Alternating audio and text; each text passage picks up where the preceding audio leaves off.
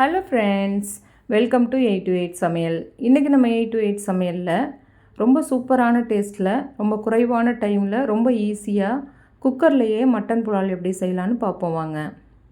நம்ம குக்கர்லேயே செய்யும்போது சாதம் உடையாமல் நல்லா உதிரி உதிரியாக எப்படி நல்ல டேஸ்ட்டாக சூப்பராக செய்யலான்னு பார்ப்போங்க. இப்போ இது ரெடி பண்ணுறதுக்கு நான் 1 கிலோ மட்டன் எடுத்து க்ளீன் பண்ணி வச்சுருக்கேன். இப்போ நம்ம அதை ஒரு குக்கருக்கு மாற்றிக்கலாம். மாற்றிட்டு இது கூட சேர்க்குறதுக்கு 2 துண்டு பட்டை, 3 கிராம்பு, 2 ஏலக்காய், 1 பிரிஞ்சி இலை எடுத்துருக்கேன், அதை சேர்த்துக்கலாம். கூட ஒரு பெரிய வெங்காயம் கட் பண்ணி வச்சுருக்கேன், அதையும் சேர்த்துக்குவோம். கூடவே 2 ஸ்பூன் இஞ்சி பூண்டு பேஸ்ட் சேர்த்துக்கலாம். கூடவே 2 ஸ்பூன் கெட்டியான தயிர் சேர்த்துக்கோங்க. நல்லா புளிப்பில்லாத தயிராக பார்த்து சேர்த்துக்கோங்க. 5 பச்சை மிளகாவை இந்த மாதிரி உடச்சி வச்சுருக்கேன், அதையும் சேர்த்துக்குவோம். தேவையான அளவு உப்பு சேர்த்துட்டு நம்ம நல்லா பிசைஞ்சு விட்டுக்கலாம். அதை ஃபுல்லாக மட்டனில் எல்லாம் படுற மாதிரி நல்லா கலந்து விட்டுக்கோங்க. கலந்துட்டு இப்போ மட்டன் முழுகிற அளவுக்கு நம்ம தண்ணி சேர்த்துக்கலாம். தண்ணி சேர்த்துட்டு ஒரு தடவை நல்லா கலந்து விட்டுக்கோங்க. இதை நல்லா கலந்து விட்டுட்டு இதுக்கு மூடி போட்டு ஒரு 5 விசில் விட்டு எடுத்துக்குவோம். மட்டன் நல்லா வெந்துடும் 5 விசில் விட்டிங்கன்னா. இது ரெடி ஆகட்டும். இப்போ நம்ம பிரியாணி ரெடி பண்ணுறதுக்கு ஒரு குக்கர் எடுத்திருக்கேன். குக்கர் சூடானதும் இதில் 3 ஸ்பூன் எண்ணெய் சேர்த்துக்கலாம். வாசம் இல்லாத எண்ணெயாக சேர்த்துக்கோங்க. அதே ஸ்பூனில் 3 ஸ்பூன் நெய் சேர்த்துக்கிறேன். இது கூட 2 பிரிஞ்சி இலை, 1 ஸ்டார் பூ, 2 துண்டு பட்டை எடுத்துருக்கேன், அதையும் சேர்த்துக்குவோம். கூடவே ஒரு 5-6 போல் முந்திரி பருப்பு எடுத்துருக்கேன், அதையும் சேர்த்துக்கலாம். சேர்த்துட்டு இதை நல்லா கொஞ்சம் எண்ணெயில் பொரியட்டும். இப்போ இதில் 2 பெரிய வெங்காயத்தை நீல வாக்கில் கட் பண்ணி வச்சுருக்கேன், அதையும் சேர்த்துக்குவோம்.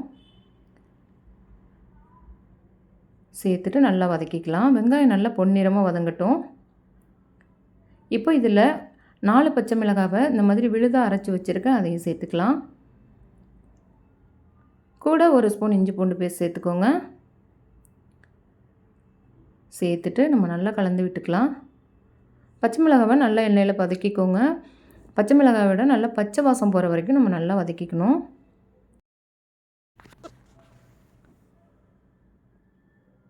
இப்போ நம்ம இதில் வேக வச்சுருக்க மட்டனை சேர்த்துக்கலாம். தண்ணியிலேருந்து மட்டன் மட்டும் எடுத்துகிட்டு சேர்த்துக்கோங்க. சேர்த்துட்டு இந்த மசாலாவோட நல்லா மட்டனை மிக்ஸ் பண்ணி விட்டுக்கோங்க. இப்போ வேக வச்ச தண்ணியை நம்ம அளந்து எடுத்துக்கலாம். அரிசிக்கு தகுந்த மாதிரி நான் பாசுமதி அரிசி தான் எடுத்திருக்கேன். 1 டம்ளர் அரிசிக்கு 1.5 டம்ளர் அளவு தண்ணி எடுத்துக்கிறேன். வேக வச்ச தண்ணியை இதில் சேர்த்துட்டு நம்ம நல்லா கலந்து விட்டுக்கலாம். இப்போ அரிசிக்கு தேவையான மீதமுள்ள தண்ணியையும் இது கூட சேர்த்துக்குவோம். சேர்த்துட்டு அடுப்பை ஹை ஃப்ளேமில் வச்சு நல்லா தண்ணி கொதி வரட்டும். தண்ணி நல்லா சூடாகணுங்க.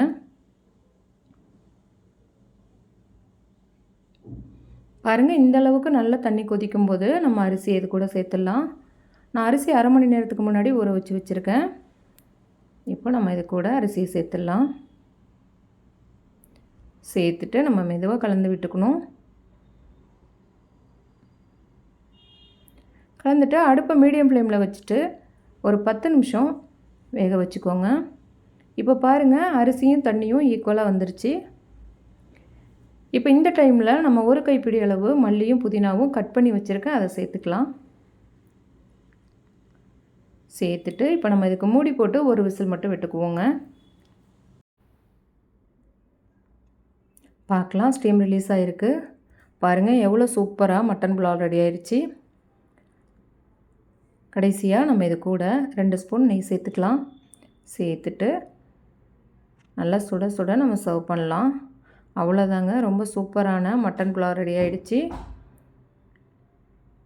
நீங்களும் இதே மாதிரி ரெடி பண்ணி பாருங்கள். இதே அளவுகளோட உங்களோட அனுபவத்தை எங்கூட கமெண்டில் ஷேர் பண்ணுங்கள். இந்த வீடியோ உங்களுக்கு பிடிச்சிருந்தா 8 to 8 சமையலுக்கு லைக் பண்ணுங்கள். உங்கள் உறவுகளுக்கும் நண்பர்களுக்கும் ஷேர் பண்ணுங்கள். மறக்காமல் நம்ம சேனலுக்கு சப்ஸ்கிரைப் பண்ணுங்கள்.